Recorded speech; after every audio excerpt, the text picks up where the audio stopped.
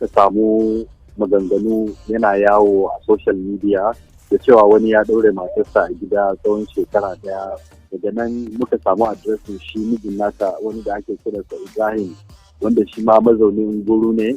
Muka kira shi muka interview ɗinsa. A dai nashi bayanai shi ya musanta da cewa zargin da ake masa. Saboda bayanai ɗin da yake hannunmu mun kama shi. To a yanzu dai nake maka magana already mun riga mun fara iya namu bincike, sai kuma cikin wannan sati muka ji labarin cewa ka rasu a asibiti. Kasancewar ka ce ya musa abubuwan da ake zargi a shafukan sada zumunta, shi wani bayani kamar ya baku? Kuke bayani ne mun gaya masa ga dalilin da ya sa aka kama shi, ko yana da wani abin da zai faɗa, ya nuna cewa shi abin da ake tuhumarsa ba gaskiya ba ne. To kaga a wannan lokaci shaidu da muke da su dole sai mun tattara su, mun samu waɗannan bayanai, inda dama mun yi kokari ma mu garzaya mu je asibitin kafin muka ji ma rahoton cewa ta rasu, domin kaga ita ce shaida farko. Yanzu rasuwar da ta yi ko zai sauya yanayin yadda za a tuhume shi misali a kotu? Dole zai sauya, amma sauyawar ya danganci rahoto da za mu samu daga asibiti, domin yadda ta mutu ta yi sanadiyan wannan hukuma da ta cike, kaga dole zai canja sakamakon yadda za a dauke ta a zaman cin zarafi da wa'insu laifuffuka wanda suke kama da wannan. Don wannan bayanan shi za mu yi amfani da shi a zaman shaidunmu mu gabatar da shi a gaban kotu. Kamar yaushe kuke sa ran gabatar da shi gaban kotu? Yanzu kawai mun samu bayananmu daga wurin likita a Kano da kuma samun sauran shaidu kamar na iyayenta da makwabta da dukkan sauran bayanai da muke ganin ya kamata. A lokacin da kuka je gidan ya kuka same ta? Ba mu je gidan wai lokacin da take gidan ba. Ba mu ma haɗu da ita ba.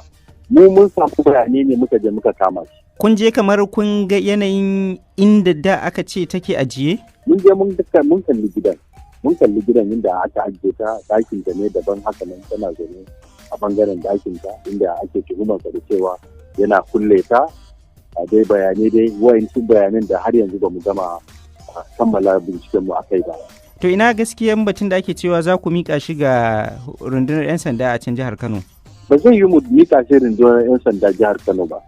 Kaga a yanda tsarin aikin 'yan sanda yake, duk inda laifi ya wakana a nan ake tuhumar mutum da kotun da take zama a wannan wuri. Ba a Kano aka yi mata wannan laifi da ake tuhumar da shi ba. A Yobe ne ya faru. Kuma yanzu ka duba TikTok din nan, ga minista na communication wanda ana ganin wai yana da alaka da addini, kawai ya kokari ya toshe wannan kafan ya gagara, gashi nan har da sauka bai komai musulunci ba. A kasashen musulmi wanda ba ma na musulmi ba, nawa ne suka toshe kafan TikTok? Nawa ne? Ba za ku iya bada misali a nan ba ku? India ba su toshe ba, China ba su toshe ba, kasashe ne suka toshe. Bar ma maganar China, can ya fara bullowa.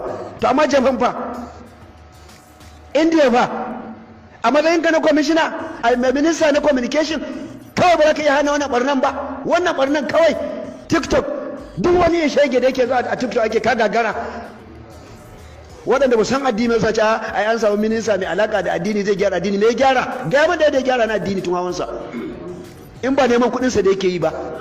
Neman kudin sai ke yi ba wani abin da ya gyara. Gaya mun ɗaya Isa Ali aikin da addini, gaya mun ɗaya da yawo awansa a fili wanda ya amfani musulunci, gaya mini na kalubalance ka Isa Ali, gaya mana aiki ne da kai musulunci, banda wahalar da mutane da kai ka zo kai musu ƙaryan cewa wai a'a kamfanonin waya suna ɗebe mutane data. Yanzu ne masu ke ɗebe mutane data, yanzu ne masu ke ɗebe, ka sa su ɗebe me kai? Aka zo aka saka magana NIN, aka sa mutane suka dinga layi za a hana bandi, gaya mu da bandi da aka hana. Makaryaci. TikTok din nan kawai sai Allah tambaye ka kai TikTok din nan, tunda ka samu dama kuma daman za ta kubce. Wallahi ka samu dama kuma baka yi amfani da daman ba, wanda ana ganin kaman kana da alaka da addini, ko da ke dama wanda ba san shi bane suke ganin haka. Ai ni na dade na kalubalantar sa, na dade saboda na san shi. Yawa na san shi. To daga TikTok din nan cuta ne.